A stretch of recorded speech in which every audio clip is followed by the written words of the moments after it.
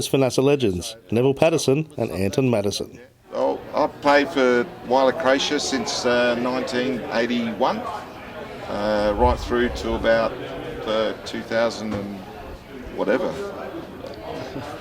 It was a long time. Yeah, I started my juniors actually at Whyalla City. Went to Wanderers when I was 14, broke into the first team when I was about 18, and then moved to Croatia in 1997.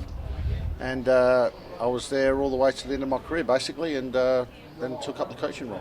Tell us some of the best players you've played with. Well, back in my day when I first started Croatia in the early 80s, we had Louis Martinez's, Alan Robinson, Chuljak, Tony Harrison. Geez, there was some super players back then. Kirky. Yeah. Just trying to remember. Scholesy, even Scholes. Bobby Scholes, Yeah. Curran. Bloody hell. Rhodesy. There's a few there. Just Angus Smith. Great winger. Yeah. Probably with me, when I started playing, I looked up to guys like probably Anton, Wayne Dugan. Croatia had a super side back then. At Wanderers, we started to get a good team together. So guys like Grant Nicol, Kevin Kelly. He was a striker, Kevin, so I admired him.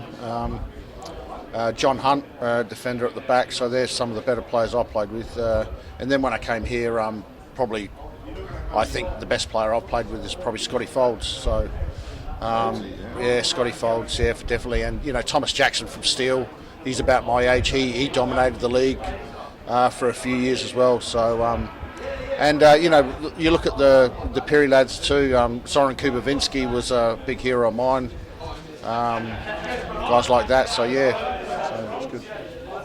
Yeah, even my time getting on once we sort of like developed, matured, if you can say, then we had a pretty good, I'd call it a great side. We had Bailey, Benwick, Camerotas, Bettincellis, Kellys, Scholesy again. Longan, that early 90s. Through the mid-90s, we had pretty powerful. The period that Anton played at Croatia, the only time they ever lost the league was to actually Perry clubs, no Whyalla club won it. Yeah, that was excellent. Good competition. Who were some of the toughest players you played against? Yeah, well, depends on where I was playing. So I was sort of like started my career at one position, and I moved through, progressed, but. The likes of Ibby and Kingy, they were pretty tough when I was playing in the fullback role.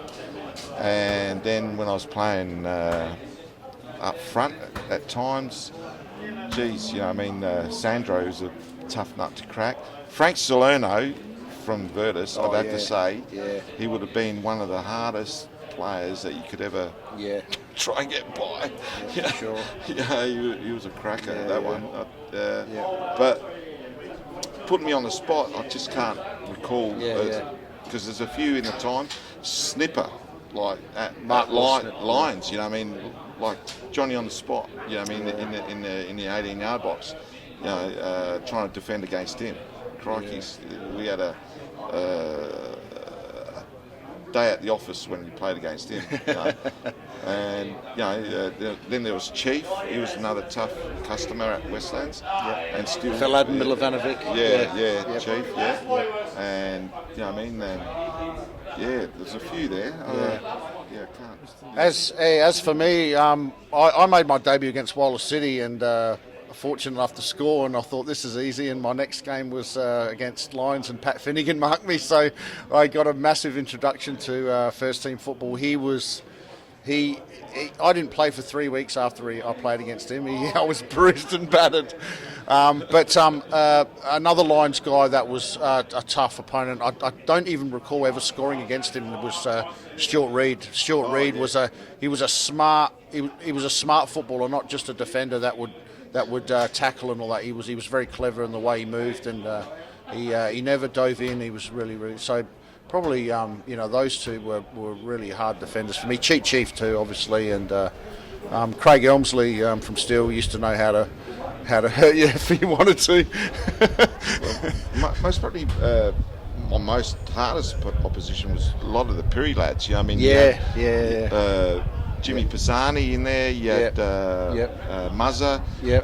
Then you had Tercy, Colin. He was another tough You had the Savoy Twin Towers. Boydie, Mazzino and Caputo. Yeah, trying to play against them. We had good rivalry with the Perry lads. You know what I mean? And on the field it was hard going, but after the game it was always get together and have a quiet ale and share the few laughs. And that's that. right. So it's good to get that friendship as well. You're always welcome at Perry. Did you pick up any individual awards along the way? Nah, I was only a team player. You know what I mean? Just a part of number. You know what I mean? I don't think. I won a couple of top goal scorers, but I never really won anything at trophy night either. Yeah, I'm not the same. No, not really.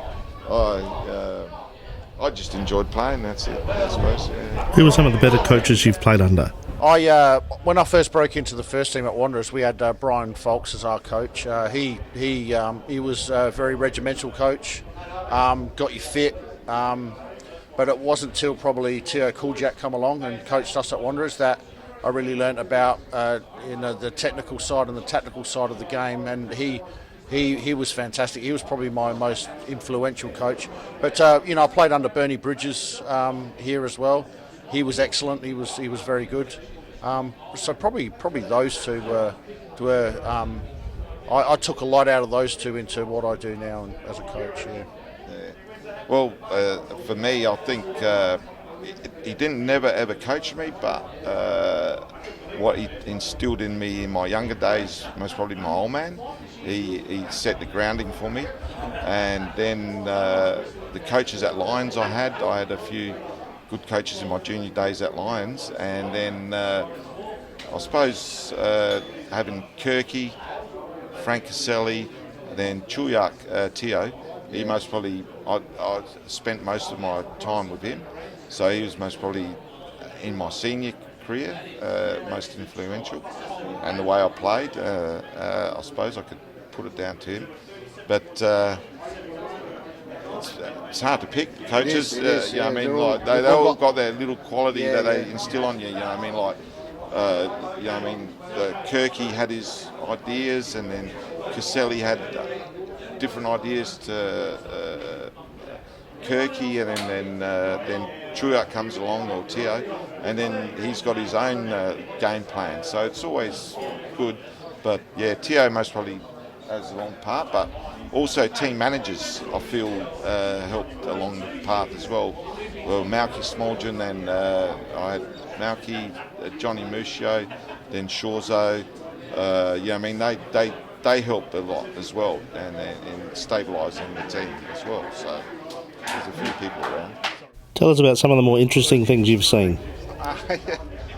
I remember playing here as in the reserves when I was only 15, and a guy, the fullback that was marking me at the time, I can't recall his name at the moment, but I ended up having a good game that day because for the whole 90 minutes he was getting swooped by a magpie, and he couldn't. The magpie was just going for him the whole time. And he was having to concentrate on me and the magpie, so that was pretty funny. What about yourself? Well, I don't know. There's not too many, but in the change rooms, plenty after the games. But most probably one of my things that happened was when we played Hellas one time, and Louis Demus, he decided to chase me down the pitch after, I don't know what happened, but anyway, he didn't take too kindly or what happened in the penalty area. He started chasing me as I was trotting way down towards the... While the game was still going? Yeah, so that was pretty, that was pretty funny on my behalf, and Your favourite highlight? What was your highlights in your... Well... of your whole career? the highlight is 95 must be the big highlight. 96, wasn't it? 95 here, out here. Was that 95, was it? 95. 93, 94, 95, all right. It was the last year of the Fairmont Homes. That cup final. Yeah, that was pretty good. But I suppose there's a few highlights, because every year at the end of the year we used to put a big show on here for the final league game, and if you won the league and you got the big show happening, they were big. It was special, extra special, So they were good highlights, and bus trips coming back from Pirrie, they were good. It was not often that sometimes you won in Pirrie, so the bus trips, if you did win, the bus trips were good. I won a couple of league championships here with Croatia, which was probably it's the ultimate in football, isn't it?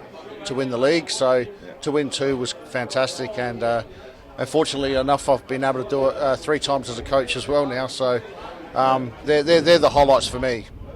To win something as a team, as a group, I don't think you can beat that. You can't beat that. No. Any favourite memories?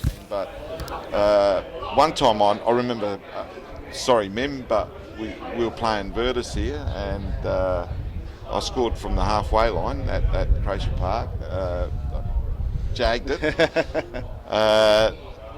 I'll give you 3 highlights. Another highlight was we played Savoy, and our goalkeeper Slack scored by kicking the ball out and went over John Duca. I think it was bounced over him. He's won 1-0. Yeah, we won 1-0 that day.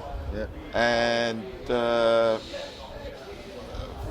for personal highlight, we were struggling scoring goals, and for some reason the coach and the team manager come up to me, or some wise decision was made, or whatever you want to call it, Jaggy.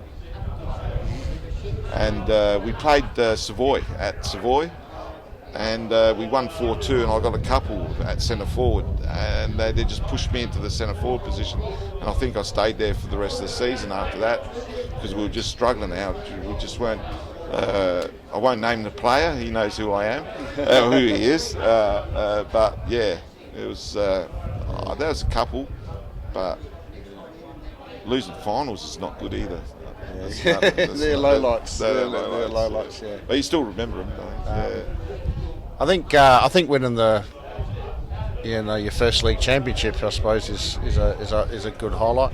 Scoring in Pirrie was a highlight for me, because I never did it very often. I think I only ever scored 3 goals in Pirrie my whole career. So scoring against Pirrie is great. So yeah, just things like that. There's a lot of highlights, and it's hard to pick one. So, but winning things with a team, that to me, that you can win individual awards and everything like that, but I think winning something as a team, because there's no better feeling than going in the dressing room after you win something.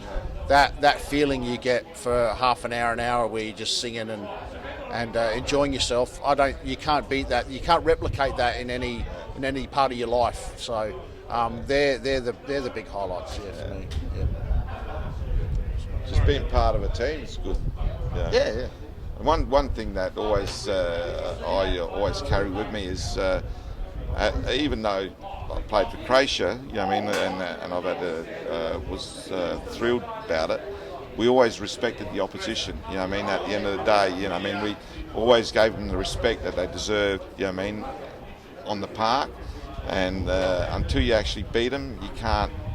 It's hard to, If you go out there thinking you're going to win, you lose your concentration. You lose your not only concentration. You lose the respect of what you're doing out trying there. To achieve. Yeah, that's right. Yeah. Sure. But to all the lads that I forgot to mention that I've had a good time with. Sorry. Yeah. I had a good time with most of the lads, especially good friendships that you develop over the years, and you run into those lads, and it's always good to catch up and talk about the good old times. But yeah. Thank you for spending time with us, Neville Paterson and Anton Matacin. You reckon you got enough? Yeah, that should be all right. I reckon that's enough.